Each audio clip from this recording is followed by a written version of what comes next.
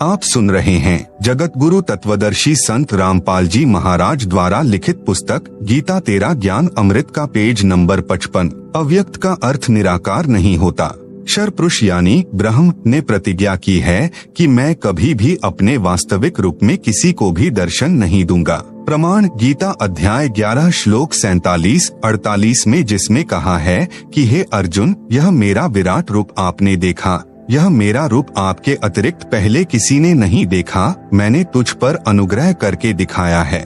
गीता अध्याय 11 श्लोक 48 में कहा है कि यह मेरा स्वरूप न तो वेदों में वर्णित विधि से, न जप से, न तप से, न यज्ञ आदि से देखा जा सकता। इससे सिद्ध हुआ कि क्षर पुरुष यानी गीता ज्ञानदाता को किसी भी ऋषि, महर्षि व साधक ने नहीं देखा, जिस कारण से इसे निराकार मान बैठे। सूक्ष्म वेद यानी तत्व ज्ञान में कहा है कि खोजत खोजत था किया, अंत में कहा बेचून यानी निराकार, न गुरु पूरा न साधना, सत्य हो रहे जून मन जून यानी जन्म मरण। अब गीता अध्याय 7 श्लोक 24 से 25 में गीता ज्ञान दाता ने स्पष्ट कर ही दिया है कि मैं अपनी योग माया से छिपा रहता हूँ, किसी के समक्ष नहीं आता, मैं अव्यक्त हूँ। छिपा है तो साकार है। अक्षर पुरुष भी अव्यक्त है, यह ऊपर प्रमाणित हो चुका है। इस प्रभु यानी अक्षर पुरुष की यहाँ कोई भूमिका नहीं है। यह अपने 7 शंख ब्रह्मांडों तक सीमित है, इसलिए इसको कोई नहीं देख सका। परम अक्षर पुरुष इस प्रभु की सर्व ब्रह्मांडों में भूमिका है। यह सत्यलोक में रहते हैं, जो पृथ्वी से 16 शंख कोस दूर है। एक कोस लगभग 3 किलोमीटर का होता है। इसकी प्राप्ति की साधना वेदों यानी चारों वेदों में वर्णित नहीं है, जिस कारण से इस प्रभु को कोई नहीं देख सका। जब यह प्रभु यानी परम अक्षर ब्रह्म पृथ्वी पर सहशरीर प्रकट होता है तो कोई इन्हें पहचान नहीं पाता। परमात्मा कहते भी हैं कि हम ही अलग अल्लाह हैं, कुतुब गोस और पीर, गरीब दास खालिक धनी, हमरा नाम कबीर। हम पूर्ण परमात्मा हैं, हम ही पीर अर्थात सत्य ज्ञान देने वाले सतगुरु हैं। सर्व सृष्टि का मालिक भी मैं ही हूँ, मेरा नाम कबीर है। परंतु सर्व साधकों, ऋषियों, महर्षियों ने यही ज्ञान दृढ़ कर रखा होता है कि परमात्मा तो निराकार है, वह देखा नहीं जा सकता। यह पृथ्वी पर विचरने वाला जुलाहा यानी धानक कबीर एक कवि कैसे परम अक्षर ब्रह्म हो सकता है? उसका समाधान इस प्रकार है, विश्व में कोई भी परमात्मा चाहने वाला बुद्धिमान व्यक्ति चारों वेदों ऋग्वेद, यजुर्वेद, सामवेद तथा अथर्ववेद को गलत नहीं मानता। वर्तमान में आर्य समाज के प्रवर्तक महर्षि दयानंद को वेदों का पूर्ण विद्वान माना जाता रहा है। इनका भी यह कहना है कि परमात्मा निराकार है। आप सुन रहे हैं जगत गुरु तत्वदर्शी संत रामपाल जी महाराज द्वारा लिखित पुस्तक गीता तेरा ज्ञान अमृत का पेज नंबर 56। आर्य समाज और महर्षि दयानंद वेदों के ज्ञान को सत्य मानते हैं। इन्होंने स्वयं ही वेदों का हिंदी अनुवाद किया है, जिसमें स्पष्ट लिखा है कि परमात्मा ऊपर के लोक में रहता है, वहाँ से गति करके यानी चलकर सहशरीर पृथ्वी पर आता है, अच्छी आत्माओं को मिलता है, उनको यथार्थ भक्ति का ज्ञान सुनाता है। परमात्मा तत्व ज्ञान अपने मुख कमल से उच्चारण करके लोकोक्तियों, साखियों, शब्दों, दोहों तथा चौपाइयों के रूप में पदों द्वारा बोलता है, जिस कारण से प्रसिद्ध कवि की उपाधि भी प्राप्त करता है। कवियों की तरह आचरण करता हुआ पृथ्वी के ऊपर विचरण करता रहता है। भक्ति के गुप्त मंत्रों का आविष्कार करके साधकों को बताता है, भक्ति करने के लिए प्रेरणा करता है। प्रमाण देखें वेदों के निम्न मंत्रों की फोटोकॉपियां इसी पुस्तक के पृष्ठ 104 पर। ऋग्वेद मंडल 9 सूक्त 86 मंत्र 26 से 27, ऋग्वेद मंडल 9 सूक्त 82 मंत्र 1 से 2, ऋग्वेद मंडल 9 सूक्त 96 मंत्र 16 से 20, ऋग्वेद मंडल 9 सूक्त 94 मंत्र 1, ऋग्वेद मंडल 9 सूक्त 95 मंत्र 2, ऋग्वेद मंडल 9 सूक्त 54 मंत्र 3, ऋग्वेद मंडल 9 सूक्त 20 मंत्र 1 और भी अनेकों वेद मंत्रों में उपरोक्त प्रमाण है कि परमात्मा मनुष्य जैसा निराकार है। श्रीमद् भगवत गीता अध्याय 4 श्लोक 32 तथा 34 में भी प्रमाण है। गीता ज्ञान दाता ने बताया कि हे अर्जुन, परम अक्षर ब्रह्म अपने मुख कमल से तत्व ज्ञान बोलकर बताता है। उस सच्चिदानंद घन ब्रह्म की वाणी में यज्ञों अर्थात धार्मिक अनुष्ठानों की जानकारी विस्तार से कही गई है। उसको जानकर सर्व पापों से मुक्त हो जाएगा। फिर गीता अध्याय 4 श्लोक 34 में कहा है कि उस ज्ञान को तू तत्वदर्शी संतों के पास जाकर समझ। उनको दंडवत प्रणाम करके विनय पूर्वक प्रश्न करने से वे तत्वदर्शी संत तुझे तत्व ज्ञान का उपदेश करेंगे।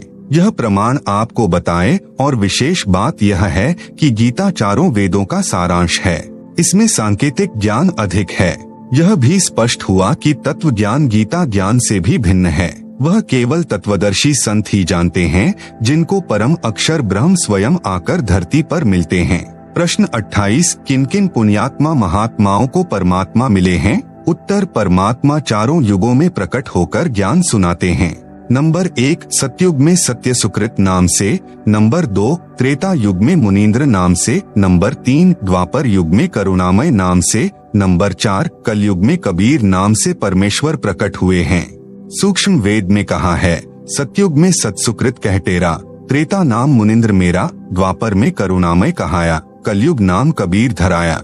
आप सुन रहे हैं जगत गुरु तत्वदर्शी संत रामपाल जी महाराज द्वारा लिखित पुस्तक गीता तेरा ज्ञान अमृत का पेज नंबर 57।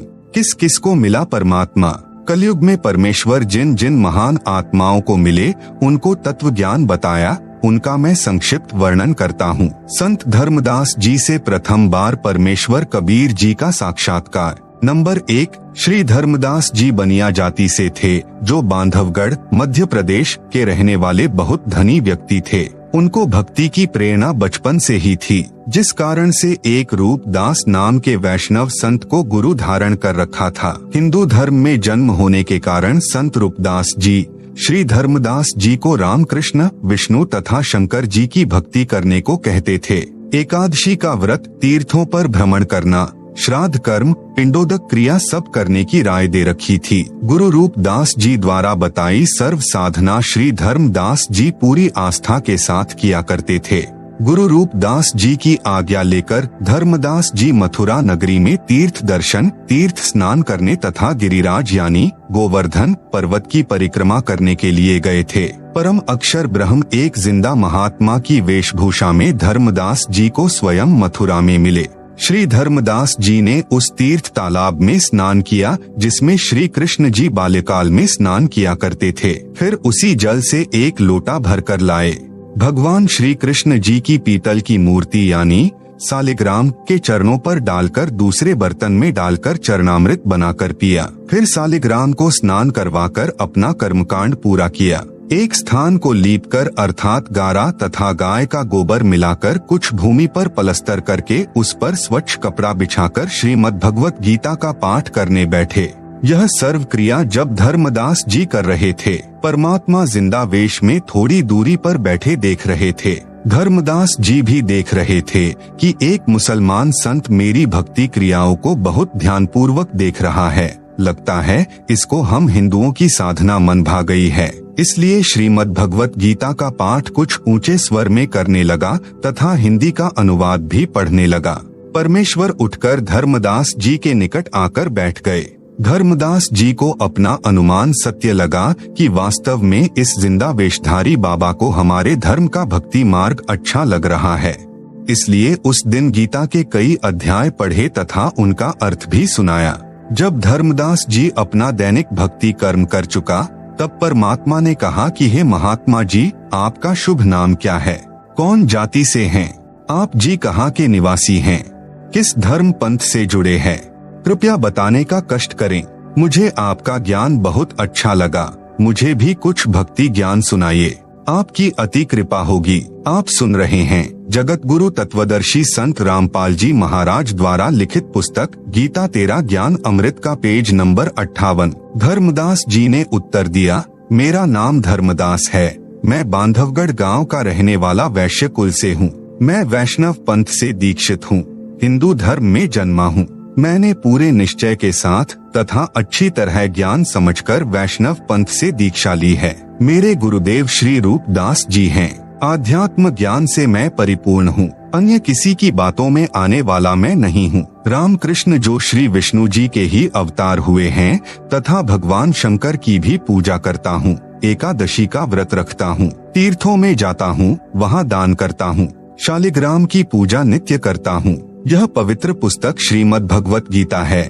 इसका नित्य पाठ करता हूँ। मैं अपने पूर्वजों का जो स्वर्गवासी हो चुके हैं श्राद्ध भी करता हूँ, पिंडदान भी करता हूँ। मैं कोई जीव हिंसा नहीं करता, मांस, मदिरा, तंबाकू सेवन नहीं करता। परमेश्वर कबीर जी ने पूछा कि आप जिस पुस्तक को पढ़ रहे थे इसका नाम क्या है? धर्मदास जी ने बताया कि यह श्रीमद् भगवत गीता है। हम शुद्ध रहते हैं, शूद्र को निकट भी नहीं आने देते। प्रश्न नंबर 29, कबीर जी जिंदा रूप में आप क्या नाम जाप करते हो? उत्तर, धर्मदास जी का हम हरे कृष्ण कृष्ण कृष्ण हरे हरे, ओम नमः शिवाय, ओम भगवते वासुदेवाय नमः, राधे राधे श्याम मिलादे गायत्री मंत्र का जाप 108 बार प्रतिदिन करता हूँ। विष्णु सहस्र नाम का जाप भी करता हूँ। प्रश्न नंबर 30, जिंदा बाबा का के महात्मा धर्मदास गीता का ज्ञान किसने दिया? उत्तर, धर्मदास का कुल के मालिक सर्वशक्तिमान भगवान श्री कृष्ण जी ने, यही श्री विष्णु जी हैं। प्रश्न नंबर 31, जिंदा बाबा रूप में परमात्मा का आप जी के पूज्य देव श्री कृष्ण अर्थात श्री विष्णु हैं। उनका बताया भक्ति ज्ञान गीता शास्त्र है। हे धर्मदास, एक किसान को वृद्धावस्था में पुत्र प्राप्त हुआ। किसान ने विचार किया कि जब तक पुत्र कृषि करने योग्य होगा तब तक मेरी मृत्यु हो जाएगी। इसलिए उसने कृषि करने का तरीका अपना अनुभव एक बही यानी रजिस्टर में लिख दिया। अपने पुत्र से कहा कि बेटा, जब आप युवा हो जाओ तो मेरे इस रजिस्टर में लिखे अनुभव को बार बार पढ़ना, इसके अनुसार फसल बोना। कुछ दिन पश्चात पिता की मृत्यु हो गई।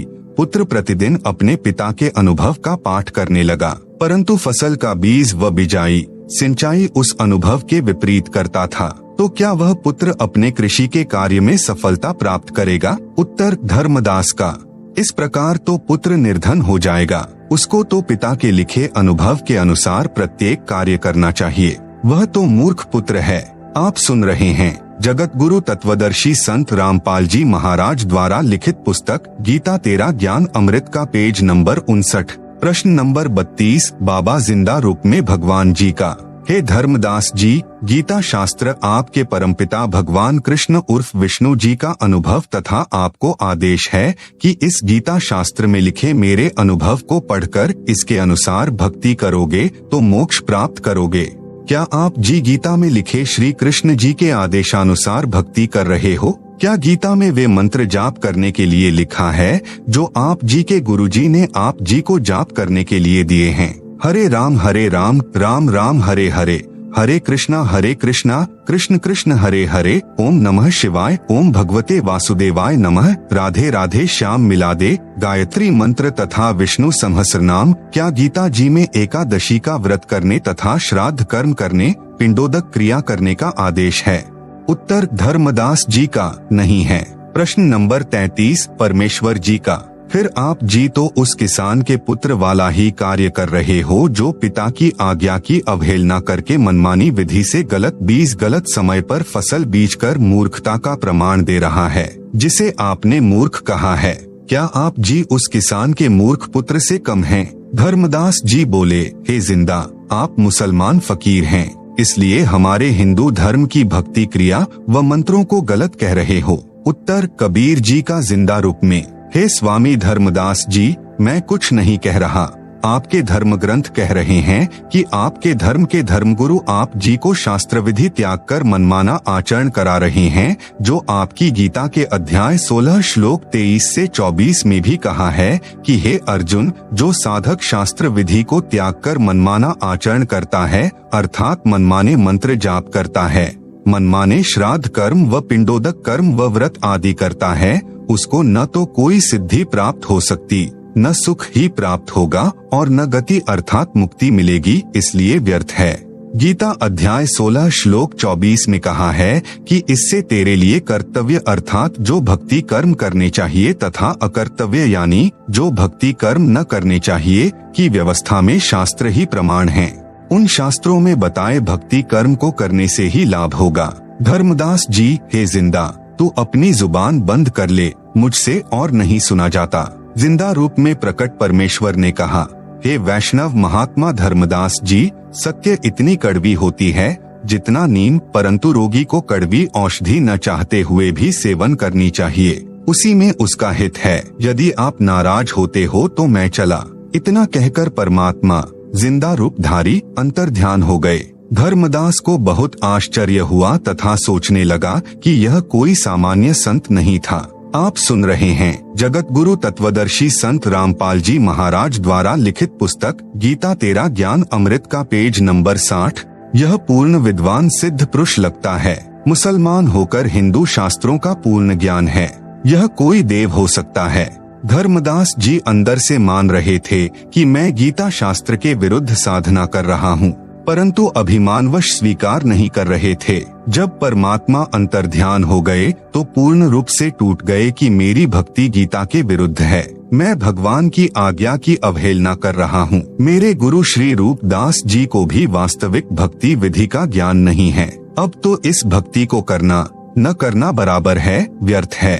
बहुत दुखी मन से इधर उधर देखने लगा तथा अंदर से हृदय से पुकार करने लगा कि मैं कैसा ना समझ हूँ। सर्व सत्य देखकर भी एक परमात्मा तुल्य महात्मा को अपनी ना समझी तथा हठ के कारण खो दिया। हे परमात्मा, एक बार वही संत फिर से मिले तो मैं अपना हठ छोड़कर नम्र भाव से सर्व ज्ञान समझूंगा। दिन में कई बार हृदय से पुकार करके रात्रि में सो गया। सारी रात्रि करवट लेता रहा, सोचता रहा, हे परमात्मा यह क्या हुआ? सर्व साधना शास्त्र विरुद्ध कर रहा हूँ। उस फरिश्ते ने मेरी आंखें खोल दी। मेरी आयु 60 वर्ष हो चुकी है। अब पता नहीं वह देव यानी जिंदा रूपी पुनः मिलेगा कि नहीं। प्रातः काल वक्त से उठा, पहले खाना बनाने लगा। उस दिन भक्ति की कोई क्रिया नहीं की। पहले दिन जंगल से कुछ लकड़ियां तोड़कर रखी थी, उनको चूल्हे में जलाकर भोजन बनाने लगा। एक लकड़ी मोटी थी, वह बीचों बीच थोथी थी, उसमें अनेकों चींटियां थीं। जब वह लकड़ी जलते जलते छोटी रह गई तब उसका पिछला हिस्सा धर्मदास जी को दिखाई दिया तो देखा उस लकड़ी के अंतिम भाग में कुछ तरल पानी सा जल रहा है। चींटियां निकलने की कोशिश कर रही थी, वे उस तरल पदार्थ में गिरकर जलकर मर रही थी। कुछ अगले हिस्से में अग्नि से जलकर मर रही थी। धर्मदास जी ने विचार किया, यह लकड़ी बहुत जल चुकी है, इसमें अनेकों चींटियां जलकर भस्म हो गई है। उसी समय अग्नि बुझा दी। विचार करने लगा कि इस पापयुक्त भोजन को मैं नहीं खाऊंगा, किसी साधु संत को खिलाकर मैं उपवास रखूंगा, इससे मेरे पाप कम हो जाएंगे। यह विचार करके सर्व भोजन एक थाल में रखकर साधु की खोज में चल पड़ा। परमेश्वर कबीर जी ने अन्य वेशभूषा बनाई जो हिंदू संत की होती है।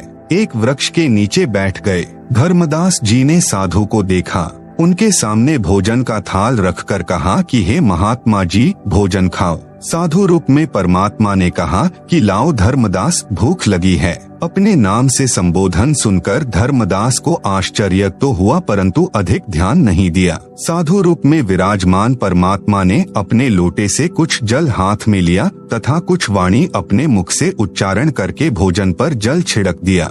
सर्वभोजन की चींटियां बन गई। चींटियों से थाली काली हो गई। आप सुन रहे हैं जगत गुरु तत्वदर्शी संत रामपाल जी महाराज द्वारा लिखित पुस्तक गीता तेरा ज्ञान अमृत का पेज नंबर 61। चींटियां अपने अंडों को मुख में लेकर थाली से बाहर निकलने की कोशिश करने लगी। परमात्मा भी उसी जिंदा महात्मा के रूप में हो गए। तब कहा कि हे धर्मदास वैष्णव संत, आप बता रहे थे कि हम कोई जीव हिंसा नहीं करते, आपसे तो कसाई भी कम हिंसक है। आपने तो करोड़ों जीवों की हिंसा कर दी। धर्मदास जी उसी समय साधु के चरणों में गिर गया तथा पूर्व दिन हुई गलती की क्षमा मांगी तथा प्रार्थना की हे प्रभु मुझ अज्ञानी को क्षमा करो। मैं कहीं का नहीं रहा क्योंकि पहले वाली साधना पूर्ण रूप से शास्त्र विरुद्ध है, उसे करने का कोई लाभ नहीं। यह आप जी ने गीता से ही प्रमाणित कर दिया। शास्त्र अनुकूल साधना किससे मिले यह आप ही बता सकते हैं। मैं आपसे पूर्ण आध्यात्मिक ज्ञान सुनने का इच्छुक हूँ। कृपया मुझ किंकर पर दया करके मुझे वह ज्ञान सुनाएं जिससे मेरा मोक्ष हो सके। व्रत करना गीता अनुसार कैसा है? परमेश्वर जिंदा साधु के रूप में बोले कि हे धर्मदास, आप एकादशी का व्रत करते हो। श्रीमद् भगवत गीता अध्याय 6 श्लोक 16 में मना किया है कि हे अर्जुन, यह योग यानी भक्ति न तो अधिक खाने वाले का और न ही बिल्कुल न खाने वाले का, अर्थात यह भक्ति न ही व्रत रखने वाले, न अधिक सोने वाले की तथा न अधिक जागने वाले की सफल होती है। इस श्लोक में व्रत रखना पूर्ण रूप से मना है। देख अपनी गीता खोलकर। धर्मदास जी को गीता के श्लोक याद भी थे क्योंकि प्रतिदिन पाठ किया करता था। फिर भी सोचा कि कहीं जिंदा संत नाराज न हो जाए, इसलिए गीता खोलकर अध्याय 6 श्लोक 16 पढ़ा तथा स्वीकारा कि आपने मेरी आंखें खोल दी जिंदा। आप तो परमात्मा के स्वरूप लगते हो। श्राद्ध पिंडदान गीता अनुसार कैसा है? आप श्राद्ध व पिंडदान करते हो। गीता अध्याय 9 श्लोक 25 में स्पष्ट किया है कि भूत पूजने वाले भूतों को प्राप्त होंगे। श्राद्ध करना, पिंडदान करना यह भूत पूजा है, यह व्यर्थ साधना है। श्राद्ध पिंडदान के प्रति रुचि ऋषि का वेदमत। मार्कंडेय पुराण में रौच्य ऋषि के जन्म की कथा आती है। एक रुचि ऋषि था, वह ब्रह्मचर्य का पालन करते हुए वेदों अनुसार साधना करता था। विवाह नहीं कराया था। रुचि ऋषि के पिता, दादा, परदादा तथा तीसरे दादा सब पितर यानी भूत योनि में भूखे प्यासे भटक रहे थे। एक दिन उन चारों ने रुचि ऋषि को दर्शन दिए तथा कहा कि बेटा, आपने विवाह क्यों नहीं किया? विवाह करके हमारे श्राद्ध करना। रुचि ऋषि ने कहा कि हे पितामहो, वेद में इस श्राद्ध आदि कर्म को अविधा कहा है, मूर्खों का कार्य कहा है। आप सुन रहे हैं जगत गुरु तत्वदर्शी संत रामपाल जी महाराज द्वारा लिखित पुस्तक गीता तेरा ज्ञान अमृत का पेज नंबर 62। फिर आप मुझे इस कर्म को करने को क्यों कह रहे हो? पितरों ने कहा कि यह बात सत्य है कि श्राद्ध आदि कर्म को वेदों में अविद्या अर्थात मूर्खों का कार्य ही कहा है। फिर उन पितरों ने वेद विरुद्ध ज्ञान बताकर रुचि ऋषि को भ्रमित कर दिया क्योंकि मोह भी अज्ञान की जड़ है। मार्कंडेय पुराण के प्रकरण से सिद्ध हुआ कि वेदों में तथा वेदों के ही संक्षिप्त रूप गीता में श्राद्ध पिंडोदक आदि भूत पूजा के कर्म को निषेध बताया है, नहीं करना चाहिए। उन मूर्ख ऋषियों ने अपने पुत्र को भी श्राद्ध करने के लिए विवश किया। उसने विवाह कराया, उससे रौच्य ऋषि का जन्म हुआ। बेटा भी पाप का भागी बना लिया। जिसे गायत्री मंत्र करते हो वह यजुर्वेद के अध्याय 36 का मंत्र 3 है, जिसके आगे ओम अक्षर नहीं है। यदि ओम अक्षर को इस वेद मंत्र के साथ जोड़ा जाता है तो परमात्मा का अपमान है, क्योंकि ओम अक्षर तो ब्रह्म का जाप है। यजुर्वेद अध्याय 36 मंत्र 3 में परम अक्षर ब्रह्म की महिमा है। यदि कोई अज्ञानी व्यक्ति पत्र तो लिख रहा है, प्रधानमंत्री को और लिख रहा है, सेवा में मुख्यमंत्री जी, तो वह प्रधानमंत्री का अपमान कर रहा है। फिर बात रही इस मंत्र यजुर्वेद के अध्याय 36 मंत्र 3 को बार बार जाप करने की, यह क्रिया मोक्षदायक नहीं है। मंत्र का मूल पाठ इस प्रकार है, भूर्भुवः स्वः तत्सवितु वरेण्यं भृगो देवस्य धीमहि धियो यो नः प्रचोदयात्। अनुवाद, भूरः यानी स्वयंभू परमात्मा पृथ्वी लोक को, भवः यानी गोलोक आदि भवनों को वचन से प्रकट करने वाला है, स्वः यानी स्वर्गलोक आदि सुख धाम है, तत् यानी वह सवितुः उन सर्व का जनक परमात्मा है, वरेण्यम यानी सर्व साधकों को वरण करने योग्य अर्थात अच्छी आत्माओं के भक्ति योग्य है, भृगो यानी तेजोमय अर्थात प्रकाशमान, देवस्य यानी परमात्मा का, धीमहि यानी उच्च विचार रखते हुए अर्थात बड़ी समझ से, धी यो नः प्रचोदयात् यानी जो बुद्धिमानों के समान विवेचन करता है, वह विवेकशील व्यक्ति मोक्ष का अधिकारी बनता है। भावार्थ, परमात्मा स्वयंभू जो भूमि, गोलोक आदि लोक तथा स्वर्ग लोक है, उन सर्व का सृजनहार है। उस उज्ज्वल परमेश्वर की भक्ति श्रेष्ठ भक्तों को यह विचार रखते हुए करनी चाहिए कि जो पुरुषोत्तम यानी सर्वश्रेष्ठ परमात्मा है, जो सर्व प्रभुओं से श्रेष्ठ है, उसकी भक्ति करें जो सुखधाम अर्थात सर्व सुख का दाता है। उपरोक्त मंत्र का यह हिंदी अनुवाद व भावार्थ है। इसकी संस्कृत या हिंदी अनुवाद को पढ़ते रहने से मोक्ष नहीं है, क्योंकि यह तो परमात्मा की महिमा का एक अंश है। अर्थात हजारों वेद मंत्रों में से यजुर्वेद अध्याय 36 का मंत्र संख्या 3 केवल एक मंत्र है। यदि कोई चारों वेदों को भी पढ़ता रहे तो भी मोक्ष नहीं। मोक्ष होगा वेदों में वर्णित ज्ञान के अनुसार भक्ति क्रिया करने से। आप सुन रहे हैं जगत गुरु तत्वदर्शी संत रामपाल जी महाराज द्वारा लिखित पुस्तक गीता तेरा ज्ञान अमृत का पेज नंबर 63। उदाहरण, विद्युत की महिमा है कि बिजली अंधेरे को उजाले में बदल देती है, बिजली ट्यूबवेल चलाती है जिससे फसल की सिंचाई होती है, बिजली आटा पीसती है, आदि आदि बहुत से गुण बिजली के लिखे हैं। यदि कोई व्यक्ति प्रतिदिन बिजली के गुणों का पाठ करता रहे तो उसे बिजली का लाभ प्राप्त नहीं होगा। लाभ प्राप्त होगा बिजली का कनेक्शन लेने से। कनेक्शन कैसे प्राप्त हो सकता है? उस विधि को प्राप्त करके फिर बिजली के गुणों का लाभ प्राप्त हो सकता है, केवल बिजली की महिमा को गाने मात्र से नहीं। इसी प्रकार वेद मंत्रों में अर्थात श्रीमद् भगवत गीता, जो चारों वेदों का सार है, में मोक्ष प्राप्ति के लिए जो ज्ञान कहा है, उसके अनुसार आचरण करने से मोक्ष लाभ अर्थात परमेश्वर प्राप्ति होती है। प्रश्न नंबर 34 धर्मदास जी का। हे जिंदा, मुझे तो यह भी ज्ञान नहीं है कि गीता में मोक्ष प्राप्ति का ज्ञान कौन सा है। मैंने गीता को पढ़ा है, समझा नहीं। हमारे धर्म गुरुओं ने जो भक्ति बताई उसे श्रद्धा से करते आ रहे हैं। वर्षों से चला आ रहा भक्ति का शास्त्र विरुद्ध प्रचलन सर्वभक्तों को सत्य लग रहा है। क्या गीता में लिखी भक्ति विधि पर्याप्त है? उत्तर जिंदा बाबा का। गीता में केवल ब्रह्म स्तर की भक्ति विधि लिखी है। पूर्ण मोक्ष के लिए परम अक्षर ब्रह्म की भक्ति करनी होगी। गीता में पूर्ण विधि नहीं है, केवल संकेत है। जैसे गीता अध्याय 17 श्लोक 23 में कहा है कि सच्चिदानंद घन ब्रह्म अर्थात परम अक्षर ब्रह्म की प्राप्ति के लिए ओम तत् सत इस मंत्र का निर्देश है। इसके स्मरण की विधि 3 प्रकार से है। इस मंत्र में ओम तो अक्षर पुरुष अर्थात ब्रह्म का मंत्र तो स्पष्ट है, परंतु पर ब्रह्म ज्ञानी अक्षर पुरुष का मंत्र तत् है जो सांकेतिक है। उपदेशी को तत्वदर्शी संत बताएगा। सत यह मंत्र पूर्ण ब्रह्म यानी परम अक्षर ब्रह्म का है जो सांकेतिक है। इसको भी तत्वदर्शी संत उपदेशी को बताता है। तत्वदर्शी संत के पास पूर्ण मोक्ष मार्ग होता है, जो न वेदों में है, न गीता में तथा न पुराणों या अन्य उपनिषदों में है। तत्व ज्ञान की सत्यता को प्रमाणित करने के लिए गीता तथा वेद सहयोगी हैं। जो भक्ति विधि वेद गीता में है, वही तत्व ज्ञान में भी है। सूक्ष्म वेद अर्थात तत्व ज्ञान में वेदों तथा गीता वाली भक्ति विधि तो है ही, इससे भिन्न पूर्ण मोक्ष वाली साधना भी है। उदाहरण के लिए 10वीं कक्षा का पाठ्यक्रम गलत नहीं है, परंतु अधूरा है। BA-MA वाले पाठ्यक्रम में 10वीं वाला ज्ञान भी होता है, उससे आगे का भी होता है। यही दशा वेदों गीता तथा सूक्ष्म वेद के ज्ञान में अंतर की जाने। प्रश्न नंबर 35 धर्मदास जी का। गीता तथा वेदों में यह कहा प्रमाण है कि पूर्ण मोक्ष मार्ग तत्वदर्शी संत के पास ही होता है, वेदों व गीता में नहीं है। हे प्रभु जिंदा, मेरी शंका का समाधान कीजिए। आपका ज्ञान हृदय को छूता है, सत्य भी है, परंतु विश्वास तो प्रत्यक्ष प्रमाण देखकर ही होता है।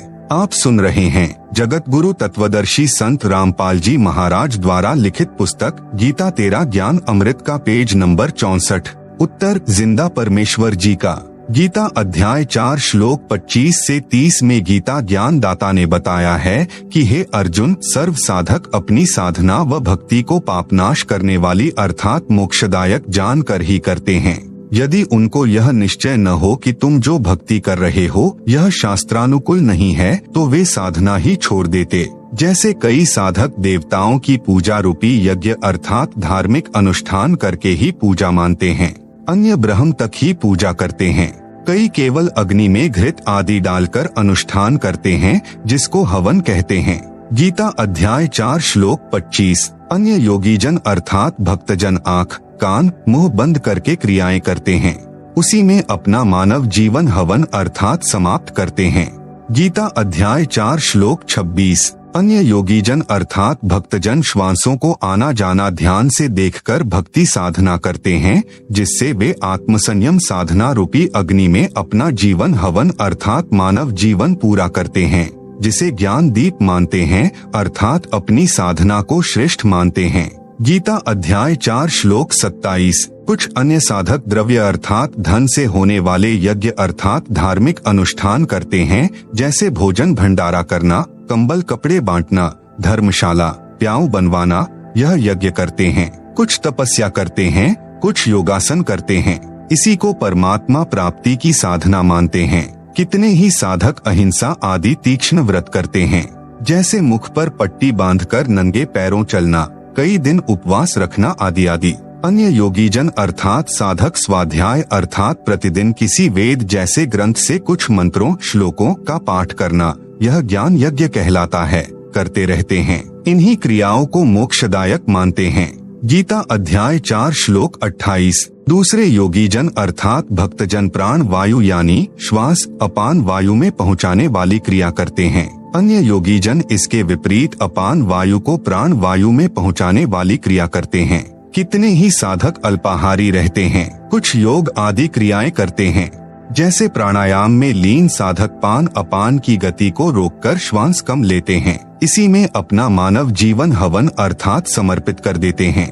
ये सभी उपरोक्त अध्याय 4 श्लोक 25 से 30 तक साधक अपने अपने यज्ञों अर्थात धार्मिक अनुष्ठानों को करके मानते हैं कि हम पाप का नाश करने वाली साधना भक्ति कर रहे हैं।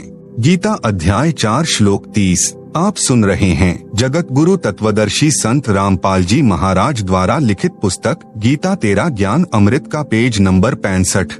यदि साधक की साधना शास्त्रानुकूल हो तो हे कुरुश्रेष्ठ अर्जुन, इस यज्ञ से बचे हुए अमृत भोग को खाने वाले साधक सनातन ब्रह्म अर्थात परम अक्षर ब्रह्म को प्राप्त होते हैं। और यज्ञ अर्थात शास्त्रानुकूल साधना न करने वाले पुरुष के लिए तो यह पृथ्वी लोक भी सुखदायक नहीं होता।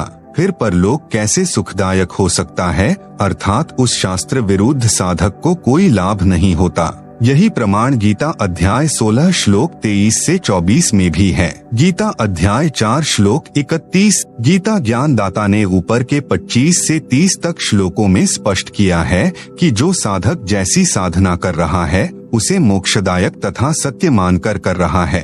परंतु गीता अध्याय 4 के ही श्लोक 32 में बताया कि यज्ञों अर्थात धार्मिक अनुष्ठानों का यथार्थ ज्ञान ब्रह्मणः मुखे यानी परम अक्षर ब्रह्म स्वयं अपने मुख कमल से बोलकर देता है। वह सच्चिदानंद घन ब्रह्म अर्थात परम अक्षर ब्रह्म की वाणी कही गई है। उसे तत्व ज्ञान भी कहते हैं। उसी को 5वां वेद यानी सूक्ष्म वेद भी कहते हैं। उस तत्व ज्ञान में भक्ति विधि विस्तार के साथ बताई गई है। उसको जानकर साधक सर्व पापों से मुक्त हो जाता है अर्थात पूर्ण मोक्ष को प्राप्त हो जाता है। नोट: गीता अध्याय 4 श्लोक 32 के अनुवाद में सर्व अनुवादकों ने एक जैसी ही गलती कर रखी है। ब्रह्मणः शब्द का अर्थ वेद कर रखा है। ब्रह्मणः मुखे का अर्थ वेद की वाणी में किया है, जो गलत है। उन्हीं अनुवादकों ने गीता अध्याय 17 श्लोक 23 में ब्रह्मणः का अर्थ सच्चिदानंद घन ब्रह्म किया है, जो उचित है। इसलिए गीता अध्याय 4 श्लोक 32 में भी ब्रह्मणः का अर्थ सच्चिदानंद घन ब्रह्म अर्थात परम अक्षर ब्रह्म करना उचित है। प्रमाण के लिए देखें उपरोक्त गीता के श्लोकों की फोटोकॉपी इसी पुस्तक के पृष्ठ 204 से 357 पर। गीता अध्याय 4 श्लोक 34 में गीता ज्ञान दाता ने कहा है कि उस ज्ञान को जो परमात्मा अपने मुख कमल से बोलकर सुनाता है, जो तत्व ज्ञान है, उसको तू तत्वदर्शी संतों के पास जाकर समझ। उनको दंडवत प्रणाम करने से, कपट छोड़कर नम्रता पूर्वक प्रश्न करने से तत्वदर्शी संत तुझे तत्व ज्ञान का उपदेश करेंगे। इससे यह भी सिद्ध हुआ कि गीता वाला ज्ञान पूर्ण नहीं है, परंतु गलत भी नहीं है। गीता ज्ञानदाता को भी पूर्ण मोक्ष मार्ग का ज्ञान नहीं है, क्योंकि तत्व ज्ञान की जानकारी गीता ज्ञानदाता को नहीं है, जो परमात्मा यानी परम अक्षर ब्रह्म ने अपने मुख से बोला होता है। उसको तत्वदर्शी संतों से जानने के लिए कहा है।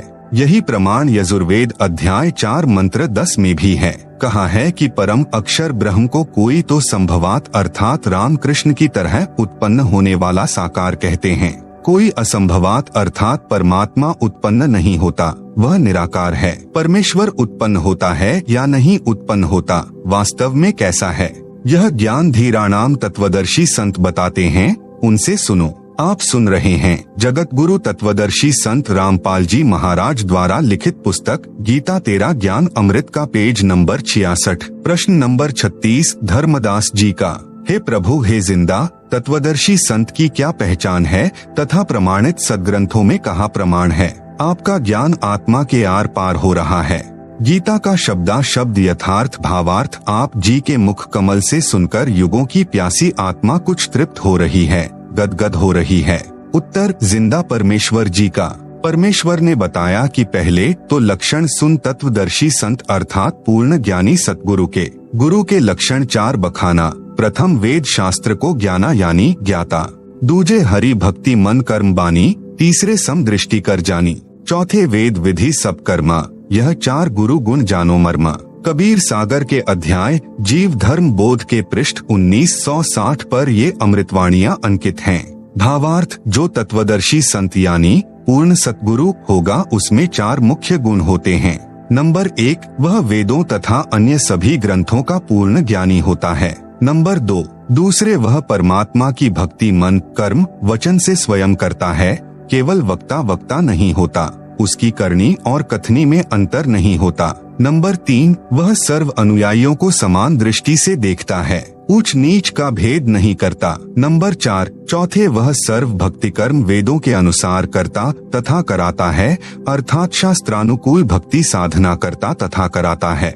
यह ऊपर का प्रमाण तो सूक्ष्म वेद में है जो परमेश्वर ने अपने मुख कमल से बोला है।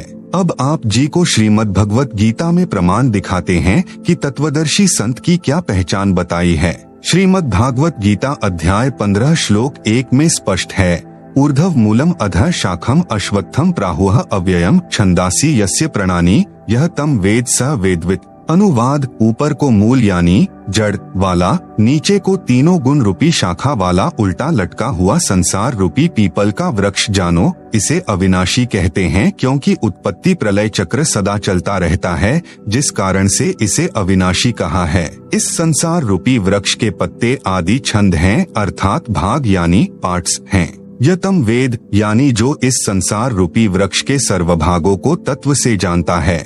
सह यानी वह, वेदवित यानी वेद के तात्पर्य को जानने वाला है, अर्थात वह तत्वदर्शी संत है। जैसा कि गीता अध्याय 4 श्लोक 32 में कहा है कि परम अक्षर ब्रह्म स्वयं पृथ्वी पर प्रकट होकर अपने मुख कमल से तत्व ज्ञान विस्तार से बोलते हैं। परमेश्वर ने अपनी वाणी में अर्थात तत्व ज्ञान में बताया है। कबीर, अक्षर पुरुष एक पेड़ है, शर पुरुष वाकी डार, तीनों देवा शाखा हैं, पात रूप संसार। आप सुन रहे हैं जगत गुरु तत्वदर्शी संत रामपाल जी महाराज द्वारा लिखित पुस्तक गीता तेरा ज्ञान अमृत का पेज नंबर 67। भावार्थ, जमीन से बाहर जो वृक्ष का हिस्सा है उसे तना कहते हैं। तना तो जानो अक्षर पुरुष, तने से कई मोटी डार निकलती हैं। उनमें से एक मोटी डार जानो क्षर पुरुष, उस डार से 3 शाखा निकलती हैं, उनको जानो तीनों देवता, रजगुण ब्रह्मा जी, सतगुण विष्णु जी तथा तमगुण शिव शंकर जी, और इन शाखाओं को पत्ते लगते हैं, उन पत्तों को संसार जानो। गीता अध्याय 15 श्लोक 1 से 4 में सांकेतिक विवरण है। तत्व ज्ञान में विस्तार से कहा गया है। पहले गीता ज्ञान के आधार से ही जानते हैं। गीता अध्याय 15 श्लोक 2 में कहते हैं कि संसार रूपी वृक्ष की तीनों गुण रजगुण ब्रह्मा जी, सतगुण विष्णु जी तथा तमगुण शंकर जी रूपी शाखाएं हैं। ये ऊपर यानी स्वर्ग लोक में तथा नीचे यानी पाताल लोक में फैली हुई हैं। नोट, रजगुण ब्रह्मा, सतगुण विष्णु तथा तमगुण शंकर हैं। देखें प्रमाण प्रश्न नंबर 7 में। तीनों शाखाएं ऊपर नीचे फैली हैं का तात्पर्य है कि गीता का ज्ञान पृथ्वी लोक पर बोला जा रहा था। तीनों देवता की सत्ता 3 लोकों में है। नंबर 1 पृथ्वी लोक, नंबर 2 स्वर्ग लोक तथा नंबर 3 पाताल लोक। ये तीनों एक एक विभाग के मंत्री हैं। रजगुण विभाग के श्री ब्रह्मा जी, सतगुण विभाग के श्री विष्णु जी तथा तमगुण विभाग के श्री शिव जी। गीता अध्याय 15 श्लोक 3 में कहा है कि हे अर्जुन, इस संसार रूपी वृक्ष का स्वरूप जैसे यहाँ यानी विचार काल में अर्थात तेरे और मेरे गीता के ज्ञान की चर्चा में नहीं पाया जाता, अर्थात मैं नहीं बता पाऊंगा क्योंकि इसके आदि और अंत का मुझे अच्छी तरह ज्ञान नहीं है। इसलिए इस अतिदृढ़ मूल वाले अर्थात जिस संसार रूपी वृक्ष की मूल है वह परमात्मा भी अविनाशी है तथा उनका स्थान सत्यलोक, अलख लोक, अगम लोक तथा अकह लोक, ये 4 ऊपर के लोक भी अविनाशी हैं। इन चारों में एक ही परमात्मा भिन्न भिन्न रूप बनाकर सिंहासन पर विराजमान है। इसलिए इसको सुदृढ़ मूलम, अति दृढ़ मूल वाला कहा है। इसे तत्व ज्ञान रूपी शस्त्र से काटकर अर्थात तत्वदर्शी संत से तत्व ज्ञान समझकर फिर गीता अध्याय 15 श्लोक 4 में कहा है कि उसके पश्चात परमेश्वर के उस परमपद अर्थात सत्यलोक की खोज करनी चाहिए, जहां जाने के पश्चात साधक फिर लौटकर संसार में कभी नहीं आते। जिस परमेश्वर से संसार रूपी वृक्ष की प्रवृत्ति विस्तार को प्राप्त हुई है, अर्थात जिस परमेश्वर ने सर्व संसार की रचना की है, उसी परमेश्वर की भक्ति को पहले तत्वदर्शी संत से समझो। गीता ज्ञान दाता अपनी भक्ति को भी मना कर रहा है। गीता अध्याय 15 श्लोक 16 से 17 में 3 प्रभु बताए हैं। श्लोक 16 में 2 पुरुष कहे हैं, क्षर पुरुष अक्षर पुरुष, ये दोनों नाशवान हैं। श्लोक 17 में तीसरा परम अक्षर पुरुष है जो संसार रूपी वृक्ष का मूल यानी जड़ है। आप सुन रहे हैं जगत गुरु तत्वदर्शी संत रामपाल जी महाराज द्वारा लिखित पुस्तक गीता तेरा ज्ञान अमृत का पेज नंबर 68। वह वास्तव में अविनाशी है। जड़ यानी मूल से ही वृक्ष के सर्व भागों, तना, डार, शाखाओं तथा पत्तों को आहार प्राप्त होता है। वह परम अक्षर पुरुष ही तीनों लोकों में प्रवेश करके सबका धारण पोषण करता है। उसी मूल यानी मालिक की पूजा करनी चाहिए। इस विवरण में तत्वदर्शी संत की पहचान तथा गीता ज्ञान दाता की अल्पज्ञता अर्थात तत्वज्ञानहीनता स्पष्ट है। जिंदा बाबा का दूसरी बार अंतर्ध्यान होना। धर्मदास जी ने कहा, हे जिंदा, आप यह क्या कह रहे हो कि श्री विष्णु जी तीनों लोकों में केवल एक विभाग के मंत्री हैं? आप गलत कह रहे हो। श्री विष्णु जी तो अखिल ब्रह्मांड के स्वामी हैं। ये ही श्री ब्रह्मा रूप में उत्पत्ति करते हैं, विष्णु रूप होकर संसार का पालन करते हैं तथा शिव रूप होकर संहार करते हैं। ये तो कुल के मालिक हैं। यदि फिर से आपने श्री विष्णु जी को अपमानित किया तो ठीक बात नहीं रहेगी। परमेश्वर कबीर जी ने कहा, मूर्ख के समझावते ज्ञान गाठी का जाए, कोयला होत न उजला, भावे 100 मन साबुन लाए। इतना कहकर परमेश्वर जिंदा रूपधारी अंतर्ध्यान हो गए। दूसरी बार परमेश्वर को खोने के पश्चात धर्मदास बहुत उदास हो गए। भगवान विष्णु में इतनी अटूट आस्था थी कि आंखों प्रमाण देखकर भी झूठ को त्यागने को तैयार नहीं थे। कबीर जानबूझ साची तजय, करे झूठ से नेह, ताकि संगति है प्रभु स्वपन में भी ना दे। कुछ देर के पश्चात धर्मदास की बुद्धि से काल का साया हटा और अपनी गलती पर विचार किया कि सब प्रमाण गीता से ही प्रत्यक्ष किए गए थे। जिंदा बाबा ने अपनी ओर से तो कुछ नहीं कहा। मैं कितना अभागा हूँ कि मैंने अपने हठी व्यवहार से देव स्वरूप तत्वदर्शी संत को खो दिया। अब तो वे देव नहीं मिलेंगे, मेरा जीवन व्यर्थ जाएगा। यह विचार करके धर्मदास सिहर उठा अर्थात भय से कांपने लगा। खाना भी कम खाने लगा, उदास रहने लगा तथा मन मन में अर्जी लगाने लगा, हे देव, हे जिंदा बाबा, एक बार दर्शन दे दो। भविष्य में ऐसी गलती कभी नहीं करूँगा। मैं आपसे करबद्ध प्रार्थना करता हूँ। मुझ मूर्ख की औछी मंदी बातों पर ध्यान न दो। मुझे फिर मिलो गुसाई। आपका ज्ञान सत्य, आप सत्य, आप जी का एक एक वचन अमृत है। कृपया दर्शन दो, नहीं तो अधिक दिन मेरा जीवन नहीं रहेगा। तीसरे दिन परमेश्वर कबीर जी एक दरिया के किनारे वृक्ष के नीचे बैठे थे। आप सुन रहे हैं जगत गुरु तत्वदर्शी संत रामपाल जी महाराज द्वारा लिखित पुस्तक गीता तेरा ज्ञान अमृत का पेज नंबर 69। आसपास कुछ आवारा गायें भी उसी वृक्ष के नीचे बैठी जुगाली कर रही थीं। कुछ दरिया के किनारे घास चर रही थी। धर्मदास की दृष्टि दरिया के किनारे पीताम्बर पहने बैठे संत पर पड़ी। देखा आसपास गायें चर रही है। ऐसा लगा जैसे साक्षात भगवान कृष्ण अपने लोक से आकर बैठे हों। धर्मदास उत्सुकता से संत के पास गया तथा देखा यह तो कोई सामान्य संत है। फिर भी सोचा चरण स्पर्श करके फिर आगे बढ़ूंगा। धर्मदास जी ने जब चरणों का स्पर्श किया, मस्तक चरणों पर रखा तो ऐसा लगा कि जैसे रुई को छुआ हो। फिर चरणों को हाथों से दबा दबा कर देखा तो उनमें कहीं भी हड्डी नहीं थी। ऊपर चेहरे की ओर देखा तो वही बाबा जिंदा उसी पहले वाली वेशभूषा में बैठा था। धर्मदास जी ने चरणों को दृढ़ करके पकड़ लिया कि कहीं फिर से न चले जाएं और अपनी गलती की क्षमा याचना की। कहा कि हे जिंदा, आप तो तत्वदर्शी संत हो, मैं एक भ्रमित जिज्ञासु हूँ। जब तक मेरी शंकाओं का समाधान नहीं होगा तब तक मेरा अज्ञान नाश कैसे होगा। आप तो महाकृपालु हैं, मुझ किंकर पर दया करो, मेरा अज्ञान हटाओ प्रभु। प्रश्न नंबर 37 धर्मदास जी का, हे जिंदा, यदि श्री विष्णु जी पूर्ण परमात्मा नहीं है तो कौन है पूर्ण परमात्मा? कृपया गीता से प्रमाण देना।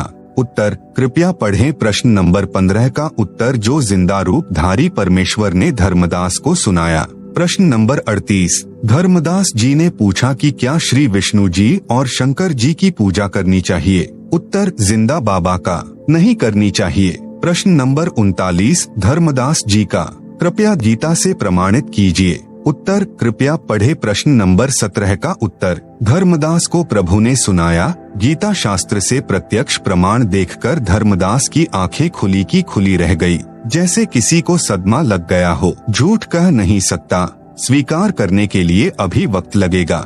जिंदा रूपधारी परमेश्वर ने धर्मदास को संबोधित करते हुए कहा कि हे वैष्णव महात्मा, कौन सी दुनिया में चले गए, लौट आओ। मानो धर्मदास नींद से जागा हो। सावधान होकर कहा, कुछ नहीं कुछ नहीं, कृपया और ज्ञान सुनाओ ताकि मेरा भ्रम दूर हो सके। परमेश्वर कबीर जी ने सृष्टि की रचना धर्मदास जी को सुनाई। कृपया पढ़े इसी पुस्तक के पृष्ठ 120 पर। सृष्टि रचना सुनकर धर्मदास जी को ऐसा लगा मानो पागल हो जाऊंगा, क्योंकि जो ज्ञान आज तक हिंदू धर्मगुरुओं, ऋषियों, महर्षियों, संतों से सुना था वह निराधार तथा अप्रमाणित लग रहा था। जिंदा बाबा हिंदू सदग्रंथों से ही प्रमाणित कर रहे थे। आप सुन रहे हैं जगत गुरु तत्वदर्शी संत रामपाल जी महाराज द्वारा लिखित पुस्तक गीता तेरा ज्ञान अमृत का पेज नंबर 70। शंका का कोई स्थान नहीं था। मन मन में सोच रहा था कि कहीं मैं पागल तो नहीं हो जाऊंगा। प्रश्न नंबर 40 धर्मदास जी का, हे जिंदा, क्या हिंदू धर्म के गुरुओं तथा ऋषियों को शास्त्रों का ज्ञान नहीं है? उत्तर जिंदा महात्मा का, क्या यह बताने की भी आवश्यकता शेष है? धर्मदास जी की अन्य संतों से ज्ञान चर्चा। प्रश्न नंबर 41 धर्मदास जी का, धर्मदास जी ने मन में विचार किया कि यह कैसे हो सकता है कि हिंदू धर्म के किसी संत, गुरु, महर्षि को सत्य अध्यात्म ज्ञान नहीं। यह कहकर धर्मदास जी के मन में आया कि किसी महामंडलेश्वर से ज्ञान सुनना चाहिए। एक रमते फकीर के पास क्या मिलेगा? यह बात मन में सोच ही रहा था कि परमेश्वर जिंदा जी ने धर्मदास जी के मन का दोष जानकर कहा कि आप अपने महामंडलेश्वरों से ज्ञान प्राप्त कर लो। यह कहकर परमेश्वर तीसरी बार अंतर्ध्यान हो गए। धर्मदास जी ठगे से रह गए और अपने मन के दोष को जिंदा महात्मा के मुखकमल से सुनकर बहुत शर्मसार हुए। जब प्रभु अंतर्ध्यान हो गए तो बहुत व्याकुल हो गया, परंतु धर्मदास जी को आशा थी कि हमारे महामंडलेश्वरों के पास तत्व ज्ञान अवश्य मिलेगा। यदि जिंदा बाबा यानी मुसलमान के ज्ञान को तत्व ज्ञान मानकर साधना स्वीकार करना, तो ऐसा लग रहा है जैसे धर्म परिवर्तन करना हो। यह समाज में निंदा का कारण बनेगा। इसलिए अपने हिंदू महात्माओं से तत्व ज्ञान जानकर श्रेष्ठ शास्त्रानुकूल भक्ति करनी ही उचित रहेगी। इस बार धर्मदास जी को जिंदा बाबा का अचानक चला जाना खटका नहीं, क्योंकि उसकी गलत फहमी थी कि हिंदू इतना बड़ा तथा पुरातन धर्म है, क्या कोई भी तत्वदर्शी संत नहीं मिलेगा। धर्मदास जी एक वैष्णव महामंडलेश्वर श्री ज्ञानानंद जी वैष्णव के आश्रम में गया। उस समय श्री ज्ञानानंद जी का बहुत बोलबाला था। वह स्वामी रामानंद जी काशी वाले का शिष्य था, परंतु उस समय स्वामी रामानंद जी तो परमेश्वर कबीर जी का शिष्य गुरु बन चुका था। वह अपने ज्ञान को अज्ञान मान चुका था। स्वामी रामानंद जी ने अपने सर्वऋषि शिष्यों से बोल दिया था कि मेरे द्वारा बताया ज्ञान व्यर्थ है और यह साधना शास्त्र विरुद्ध है। आप सब परमेश्वर कबीर जी से दीक्षा ले लें, परंतु जाति का अभिमान, शिष्यों में प्रतिष्ठा, ज्ञान के स्थान पर अज्ञान का भंडार जीव को सत्य स्वीकार करने नहीं देता। कबीर, राज तजना सहज है, सहज स्त्रिया का नेह, मान बड़ाई ईर्ष्या, दुर्लभ तजना ये। धर्मदास जी ने श्री ज्ञानानंद जी से प्रश्न किया कि हे स्वामी जी, क्या भगवान विष्णु से भी ऊपर कोई प्रभु है? आप सुन रहे हैं जगत गुरु तत्वदर्शी संत रामपाल जी महाराज द्वारा लिखित पुस्तक गीता तेरा ज्ञान अमृत का पेज नंबर 71। श्री ज्ञानानंद जी ने उत्तर दिया कि श्री विष्णु स्वयं परम ब्रह्म परमात्मा है, इनसे ऊपर कौन हो सकता है। श्री कृष्ण जी भी श्री विष्णु जी स्वयं ही थे। उन्होंने ही श्रीमद् भगवत गीता का ज्ञान दिया। आपको किसने भ्रमित कर दिया? धर्मदास जी ने पूछा कि गीता अध्याय 8 श्लोक 1 में अर्जुन ने पूछा कि तत् ब्रह्म क्या है। गीता अध्याय 8 श्लोक 3 में भगवान ने कहा है कि वह परम अक्षर ब्रह्म है। यह तो भगवान कृष्ण से अन्य प्रभु हुआ। ज्ञानानंद स्वामी बोला, लगता है कि तेरे को उस काशी वाले जुलाहे का जादू चढ़ा हुआ है। चल चल अपना काम कर, भगवान कृष्ण से अन्य कोई प्रभु नहीं है। धर्मदास जी को पता चल गया कि इसके पास वह ज्ञान नहीं है जो जिंदा बाबा ने प्रमाणों सहित बताया है। धर्मदास निराश होकर वहां से चल दिया। धर्मदास जी को यह नहीं पता था कि काशी वाला जुलाहा वह बाबा जिंदा ही है। फिर धर्मदास को पता चला कि एक मोहनगिरी नाम के महामंडलेश्वर हैं। उनके पास जाकर भगवान की चर्चा करनी शुरू की। पहले 1 रुपया दक्षिणा चढ़ाई, जिस कारण से मोहनगिरी ने उनको निकट बैठाया और बताया कि भगवान शिव सर्व सृष्टि के रचने वाले हैं। इनसे बढ़कर संसार में कोई प्रभु नहीं है। ओम नमः शिवाय मंत्र का जाप करो। धर्मदास जी प्रणाम करके चल पड़े। सोचा इनका कितना अच्छा नाम है, ज्ञान धेल्य, यानी 1 पैसे का नहीं।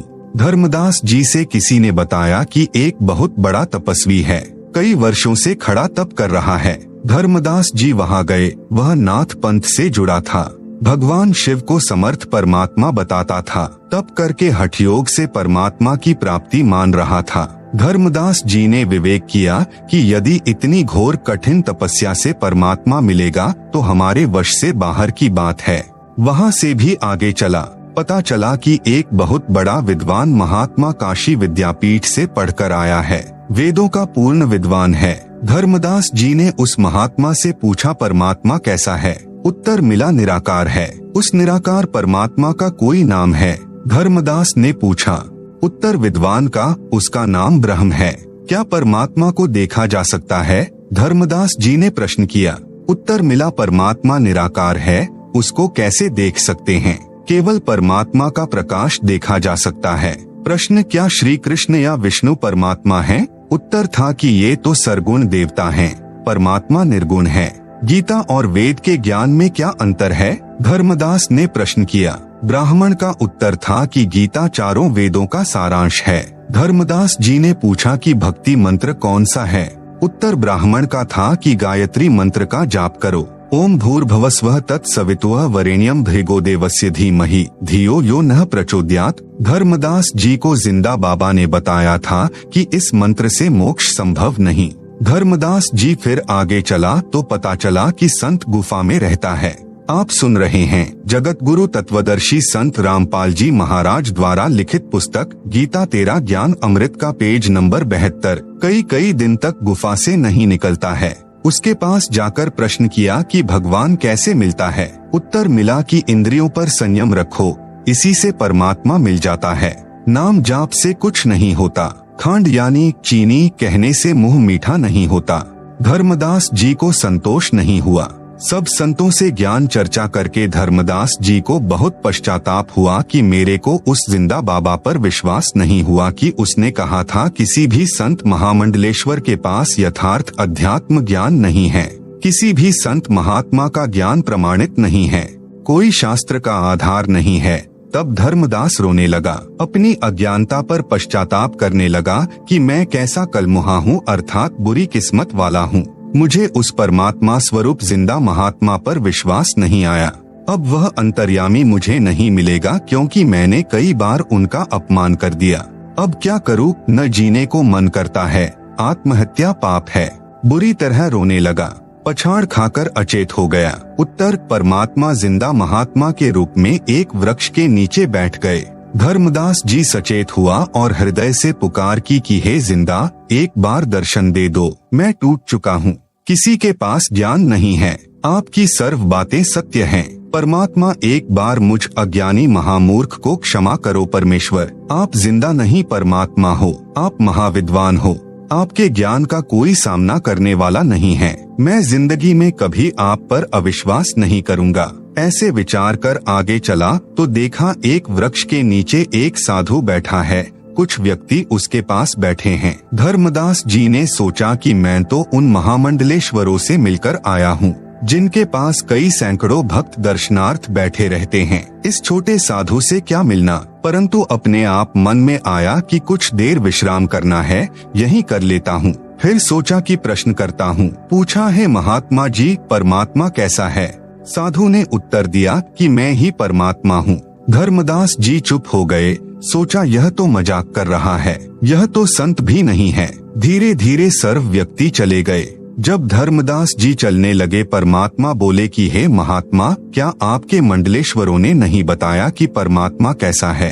धर्मदास जी ने आश्चर्य से देखा कि इस साधु को कैसे पता कि मैं कहाँ कहाँ भटका हूँ। उसी समय परमात्मा ने वही जिंदा बाबा वाला रूप बना लिया। धर्मदास जी चरणों में गिरकर बिलख बिलख कर रोने लगा तथा कहा कि हे भगवान, किसी के पास ज्ञान नहीं है, मुझ पापी अवगुण हारे को क्षमा करो महाराज, मैंने बड़ी भारी भूल की है। आपने सृष्टि रचना का ज्ञान जो बताया है, उसके सामने सर्व संत का ज्ञान ऐसा है जैसे सूरज के सामने दीपक, सब उवा बाई बकते हैं। आप सुन रहे हैं जगत गुरु तत्वदर्शी संत रामपाल जी महाराज द्वारा लिखित पुस्तक गीता तेरा ज्ञान अमृत का पेज नंबर 73। परमेश्वर ने धर्मदास जी से कहा कि आपने जिन वेदों के पूर्ण विद्वान से प्रश्न किया था कि परमात्मा कैसा है, उत्तर मिला कि परमात्मा निराकार है। आपने प्रश्न किया था कि क्या परमात्मा देखा जा सकता है, उस अज्ञानी का उत्तर था कि जब परमात्मा निराकार है तो उसे देखने का प्रश्न ही नहीं है, परमात्मा का प्रकाश देखा जा सकता है। विचार करो धर्मदास, यह विचार तो ऐसे व्यक्ति के हैं जैसे किसी नेत्रहीन से कोई प्रश्न करे कि सूर्य कैसा है, उत्तर मिला कि सूर्य निराकार है। फिर प्रश्न किया कि क्या सूर्य को देखा जा सकता है, उत्तर मिले कि सूर्य को नहीं देखा जा सकता, सूर्य का प्रकाश देखा जाता है। उस नेत्रहीन से पूछे कि सूर्य बिना प्रकाश किसका देखा जा सकता है। इसी प्रकार अध्यात्म ज्ञान नेत्रहीन अर्थात पूर्ण अज्ञानी संत ऐसी व्याख्या किया करते हैं कि परमात्मा तो निराकार है, उसका प्रकाश कैसे देखा जा सकता है, परमात्मा का ही तो प्रकाश होगा। धर्मदास जी ने कहा कि हे महात्मा जी, यह विचार तो मेरे दिमाग में भी नहीं आया। आप जी के दिव्य तर्क से मेरी आंखें खुल गई।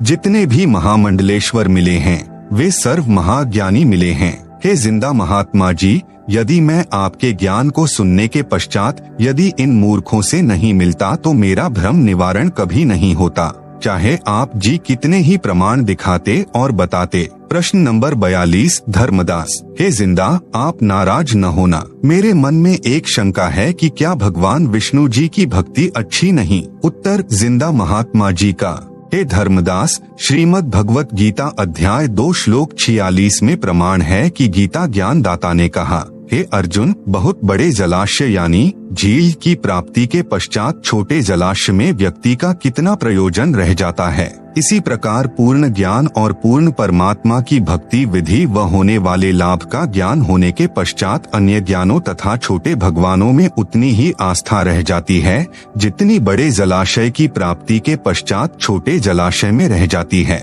छोटे जलाशय का जल अच्छा है परंतु पर्याप्त नहीं है। यदि एक वर्ष वर्षा न हो तो छोटे जलाशय का जल सूख जाता है तथा उस पर आश्रित व्यक्ति भी जल के अभाव से कष्ट उठाते हैं, त्राही त्राही मच जाती है। परंतु बड़े जलाशय यानी झील का जल यदि 10 वर्ष भी वर्षा न हो तो भी समाप्त नहीं होता। जिस व्यक्ति को वह बड़ा जलाशय मिल जाएगा तो वह तुरंत छोटे जलाशय यानी जोहड़ यानी तालाब को छोड़कर बड़े जलाशय के किनारे जा बसेगा। जिस समय गीता ज्ञान सुनाया गया उस समय सर्व व्यक्ति तालाबों के जल पर ही आश्रित थे, इसलिए यह उदाहरण दिया था। इसी प्रकार श्री विष्णु सतगुण की भक्ति भले ही आप अच्छी मानते हैं परंतु पूर्ण मोक्षदायक नहीं है। श्री विष्णु जी भी नाशवान हैं, इनका भी जन्म मृत्यु होता है, फिर साधक अमर कैसे हो सकता है? इसलिए पूर्ण मोक्ष अर्थात अमर होने के लिए अमर परमात्मा की ही भक्ति करनी पड़ेगी।